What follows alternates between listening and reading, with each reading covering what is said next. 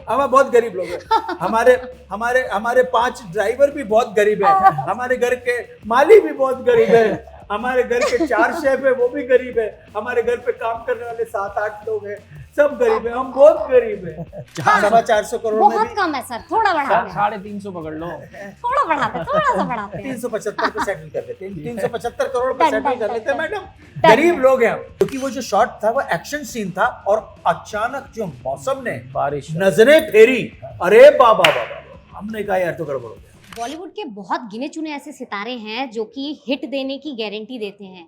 ये वो सितारे हैं जब जब ये फिल्मों में आते हैं तब तक बवाल मच जाता है।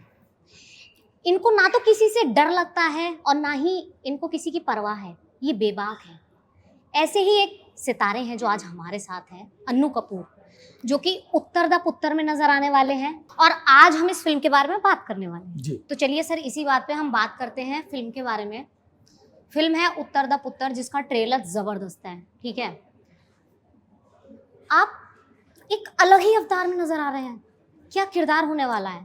रविंदर सब्याच ने फिल्म डायरेक्ट की है जी। और ये कहानी जो जिस कैरेक्टर के ऊपर और घटनाओं पर आधारित है उसमें से 80% ये रियल लाइफ की घटना है।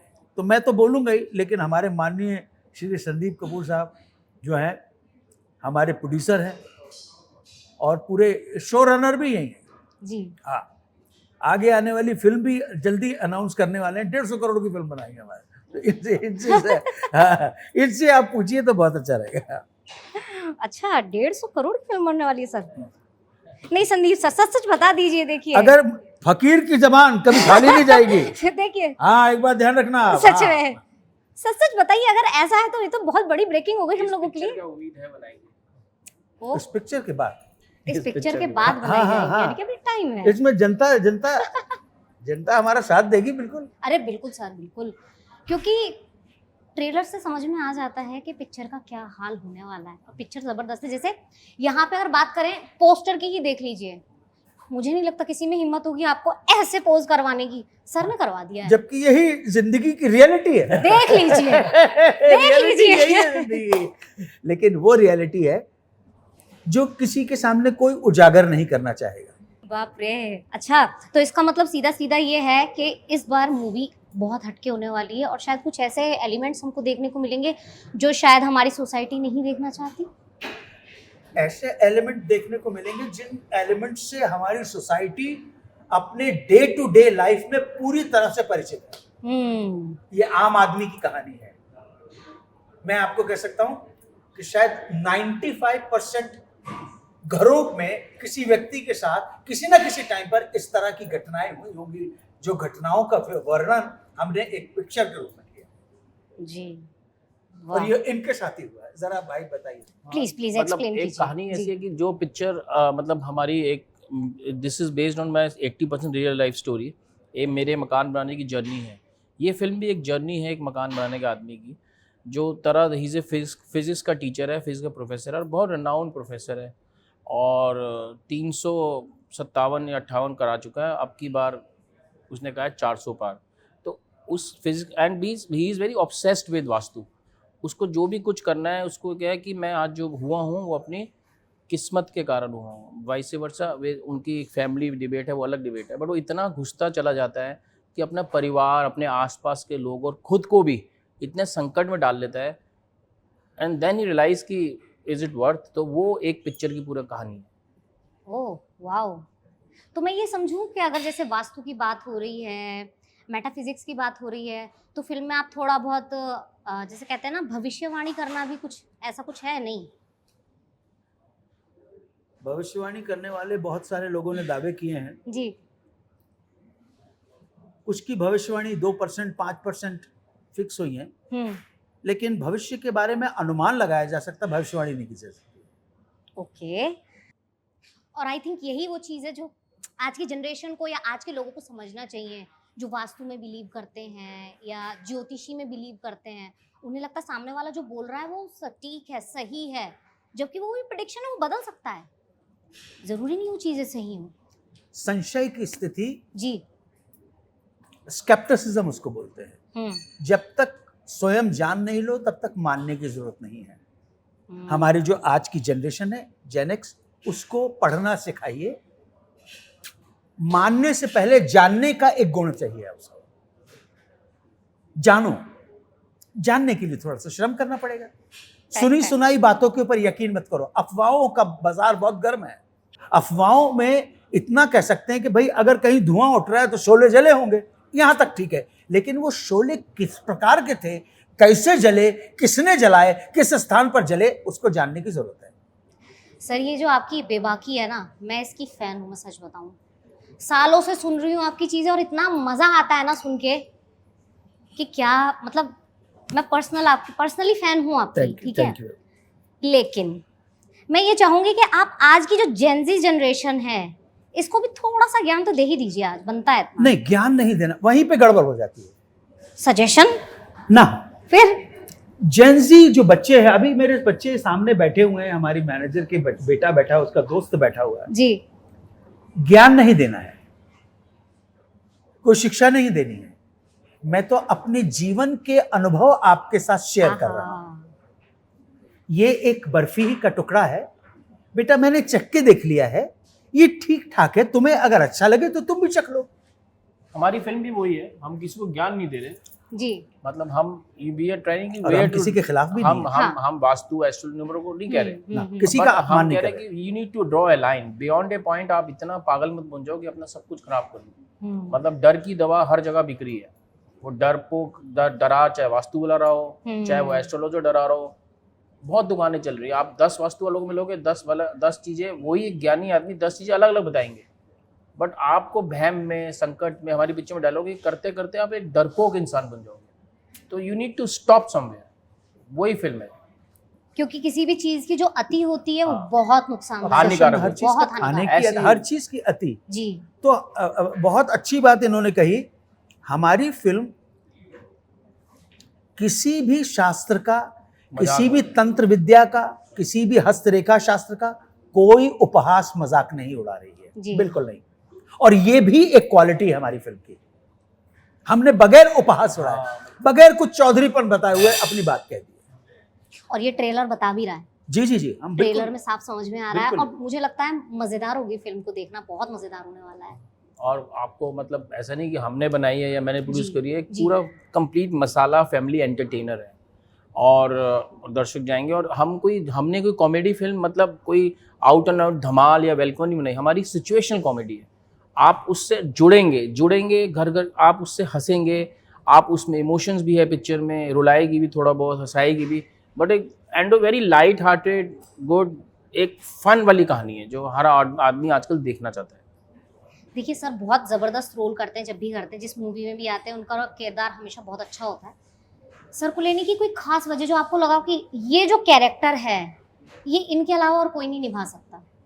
मैंने जितनी भी पिक्चरें पहले बनाई है, भोसले, मनोज वाजपेयी नेशनल अवार्ड मिला, अनारकली 12, पंकज त्रिपाठी, स्वराज जुगाड़, हमेशा मैंने एक्टर्स इसी तरह के लिए। और इस पर्टिकुलर तरह की पिक्चर में हमें एक नॉलेजेबल, बहुत विद्वान आदमी चाहिए था, जो फिल्म का करेक्टर भी ऐसा है, फिजिकल टीचर भी, जो बॉर्न इंटेलिजेंट हो, राइट, जिनके पास एक भंडार हो, और प्लस उनके पास एक और जो है, जो हमें बहुत हेल्प हुई, इन्होंने स्क्रिप्ट लेवल पे भी हमारी थोड़ी सी चेंजेस की, मदद करी।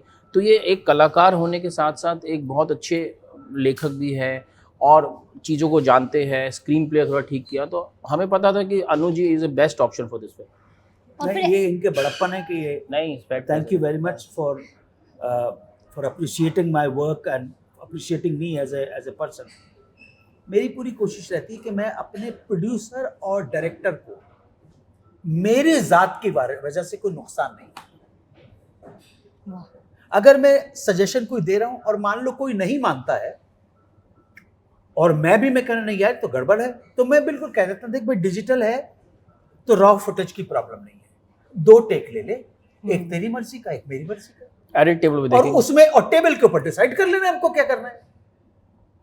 उसमें 8 मिनट का फर्क पड़ता है जी। और अभी भी मेरा मुंबई में ऑफिस खुला हुआ है। हमने लास्ट ईयर इस फिल्म की शूटिंग मसूरी, देहरादून और दिल्ली में की है। एक एक पल का हिसाब मिल जाएगा कि कौन से दिन कौन सी शूटिंग हुई थी। मुझे इतना मालूम है, टाइम भी लिखा होगा। हाँ, टाइम भी लिखा होगा, सीन नंबर लिखा होगा। आई थिंक 6 6 जुलाई 6 जुलाई के 6 जून को 6 जून। हाँ जो खत्म हुई 6 जून 7 जून को मैं यहाँ से निकल गया था। और 6 जून का शॉट भी बता दूंगा आपको, कौन सा शॉट है। बताइए। हाँ, यहाँ पे बसंत विहार Spoiler के मिल जाएगा अंदर। और मुझे। अचानक हमें नुकसान का सामना करना पड़ा, क्योंकि वो जो शॉट था वो एक्शन सीन था, और अचानक जो मौसम ने बारिश नजरें फेरी, अरे बाबा बाबा, हमने कहा यार तो गड़बड़ हो गया। बाप तो रे। कोई प्रेडिक्शन कोई कर ही नहीं पाया कि बारिश आएगी। अभी देखो बाहर निकले थे तो कितना टेम्परेचर होगा बेटा, 30 प्लस तो हो गई ना। अब मुंबई में भी है, 7 जून को जहां मूसलाधार बारिश शुरू होती है, वहां 5 दिन से लास्ट वेंसडे को बारिश हुई थी। बारिश का नाम नहीं है, आज 1 हफ्ता होने वाला है। जी। रीजन आपके सारे सबने तो अपनी अपनी कैलकुलेशन की, फिर गड़बड़ क्या हो गई, मतलब उसमें मेट्रोलॉजिकल डिपार्टमेंट भी शामिल हाँ, हो गया। जी with due respect to everyone, बिल्कुल फिर बिल्कुल। गड़बड़ क्या हो गई। हम एक चीज भूल गए कि पश्चिम से उठने वाली हवाएं जो इतनी हीट लेके आ रही हैं, बम्स की और मिसाइल्स की, हम उसको और उनसे प्रभावित हो रहा है हमारा सागर। उसमें उठते हुए, सागर से ही उठेगा भाप, ये साइंस है। बादल बनेंगे तो बरसेंगे, वो बरस नहीं रहे। तो ये जो खाड़ी के देशों में संकट है, किसी भी कारण से हो, हम सब लपेटे के अंदर हैं। ऐसा मत समझना लपेटे में नहीं है, ये तो 140 में पता नहीं पड़ता, हम कंप्लेसेंट रहे, नाचते रहेंगे। थर्ड वर्ल्ड वॉर के बाद भी, थर्ड वर्ल्ड वॉर होगी, नष्ट हो रहा होगा, तब भी बर्बाद हो गए, बर्बाद हो गए, वो शुरू कर देगा नाचना। नाच गाने से इंडियन दूर नहीं जा सकता। ऐसा है। आपने बहुत ही प्यारे शब्दों में लालिनो और अलिनो जो है समझा दिया है। ये ज्योग्राफी का कॉन्सेप्ट है जिसे आपने बहुत अच्छे से समझा, और सच बताऊं आज तक मुझे समझ नहीं आया, ये आज आ गया। तो मतलब इससे सीधी सीधी बात ये है कि आप जो बात बता रहे हैं ना कि मिलके काम किया है, बहुत बार इसके चक्कर में लड़ाइयाँ हो जाती हैं। आपने तो ये चीज ऐसे ही सुलटा ली कि ये सीन इसका है, ये सीन। बेटा अपना एजुकेशन सिस्टम ना थोड़ा सा उसको ठीक करने की जरूरत है। फिलॉसफी में उसको रॉट लर्निंग बोलते हैं, कि आप जो सीख रहे हैं वो इसलिए सीख रहे हैं ताकि आपको डिग्री मिल सके, अच्छी जॉब मिल सके, अच्छा बिजनेस कर सके, आपका उद्देश्य है। जबकि आपके सीखने के पीछे उद्देश्य ज्ञान प्राप्ति का होना चाहिए। बस यही रॉट लर्निंग और नॉन रॉट लर्निंग में। ये वेस्ट की एजुकेशन कहती है नहीं, तुझे मगिंग मत कर, तू जान, पहले तू जान। समझे आप? इसीलिए भगवान बुद्ध ने कहा अपदीपो भवा। तो एक बात तो क्लियर थी, जब भगवान बुद्ध कहते हैं अपदीपो भवा, तो एक बात बिल्कुल निश्चित हो गई है कि अपने दीपक स्वयं बनो, अपना मार्ग स्वयं प्रशस्त करो। तो अपदीपो भवा बोलते ही एक बात बिल्कुल क्लियर है कि मार्ग में अंधेरा था, तभी तो बोल रहे हैं ना, मार्ग में अंधेरा तभी तो बोल रहे हैं कि दीपक जलाओ, ठीक बात है। चिराग दिल का जलाओ, बहुत अंधेरा है, वाह, जरा नकाब उठाओ, बहुत अंधेरा है। क्या बात है ना? बिल्कुल। तो पहले तो ये रियलाइज करो कि तुम्हारा अंधेरा है, तो उसके बाद बात बनेगी। हम तो मान के बैठे हैं हम तो परम ज्ञानी हैं, गड़बड़ वहीं पे होती है। तो जेनजी को जो बताना है, अपने एक्सपीरियंस शेयर करना है, वो बहुत जल्दी समझ जाएगा। और हम जब बचपन में थे, हमसे जल्दी समझ जाएगा। वो उसके पास एक्सपोजर है, उसके पास टेक्नोलॉजी का ज्ञान है, उसका आदर करना सिखाओ उसे। उसको ये मत करो अरे डैडी का, दादाजी का ऑर्डर करो, आदर करो। अरे उसका भी आदर करो ना। वो उसके अंदर अभी जो शक्ति है, अभी जो ऊर्जा है, अभी एनर्जी है, वो कहीं बहुत ज्यादा है। इसलिए उसको थोड़ा सा प्यार से समझाओ, बैलेंस करो। अभी 15-17 साल का लड़का है, उसका दिमाग सुंदर लड़की, आपके जैसे लड़की की तरफ देख के भागेगा ना। भागेगा तो हम जैसे बुड्ढों का भी, लेकिन आप समझने की कोशिश कीजिए। मैटर ऑफ फैक्ट है, उसको समझाओ बेटा कोई गलत बात नहीं, ये बात प्राकृतिक बात है। हमारी पिक्चर में सर बैलेंस ही है कि वन शुड बैलेंस लाइफ। इतना ज़्यादा मत घुसो एक चीज़ में चाहे वो कोई भी चीज़ हो, कि अपने आप को खराब कर लो। तो जी। वो अति जो चीज होती है और समझाने का तरीका स्क्रीन प्ले में हमारे बिल्कुल क्लैरिटी है। हम ज्ञान देने की कोशिश नहीं कर रहे हैं, बस आप ये समझ लेना। बिल्कुल जेंजी की बात पूछी ना, वही इससे रिलेटेड है, वही देखेंगे। जी। अरे ये क्या कर रहे हैं, ये क्या हो रहा है यार। पहला सीन पढ़ते ही मैंने मेरे डायरेक्टर को बोला, फर्स्ट सीन फर्स्ट शॉट, इसको चेंज नहीं करना वरना मैं फिल्म छोड़ दूं। वो फर्स्ट शॉट से ही आपको फिल्म ले लेती है। हाँ। ए नाशनास तलातुम, तू डराता है किसे। नाशनास का मतलब होता है जिसको आप जानते नहीं है, पहचानते नहीं है, अननोन पर्सन, अननोन एंटिटी। और तलातुम का मतलब था तूफान। ए नाशनास तलातुम, तू डराता है किसे। ए नाशनास तलातुम, तू डराता है किसे। वो लोग डूब चुके जिनको डूब जाना था। वाह, क्या बात है। समझे ना, हम तो पार निकल जाएंगे, और पार नहीं निकले तो डूब जाएंगे, और डूबेंगे भी तो टाइटैनिक के उस कैप्टन की तरह डूबेंगे कि तुम सबको बचा दिया, अब मैं इस जहाज के साथ स्वयं ही समुद्र के गर्भ में रसातल होने जा रहा हूं। ऐसा करेंगे। थैंक यू सो मच हमसे बात करने के लिए। मैं उम्मीद करती हूँ कि जो हमारी उत्तर दा पुत्र है ये सुपर हिट जाए। बस 400 खूब। 400 हाँ। 450 करोड़ में बहुत भी कम है सर, थोड़ा बढ़ा दे, 350 पकड़ लो। थोड़ा बढ़ाते हैं, थोड़ा सा बढ़ाते हैं। 375 पे सेटल कर लेते हैं। 375 करोड़ पे डन, सेटल डन, कर लेते हैं। डन, मैडम डन, गरीब डन। लोग हैं हम, जी गरीब सर, लोग हैं, हम इतने बहुत में काम गरीब, चला लेंगे। हम बहुत गरीब लोग हैं। हमारे हमारे हमारे 5 ड्राइवर भी बहुत गरीब हैं। हमारे घर के माली भी बहुत गरीब है। हमारे घर के 4 शेफ है, वो भी गरीब है। हमारे घर पे काम करने वाले 7-8 लोग हैं, सब गरीब है। हम बहुत गरीब है, बहुत गरीब है। हमारे घर के सारे ड्राइवर गरीब है, उनको लेकर हमारी गाड़ियां भी एकदम ना, पहुंचने वाले भी 5 गाड़ियां, मर्सिडीज भी गरीब का, बहुत गरीब है हम। ये तो बच्चे बात कर रहे थे। भगवान करे ऐसा गरीब हर कोई बने, हमको भी ऐसी गरीब बनना है। Thank you so much sir बात करने के लिए। Thank you Thank you so बहुत much. बहुत।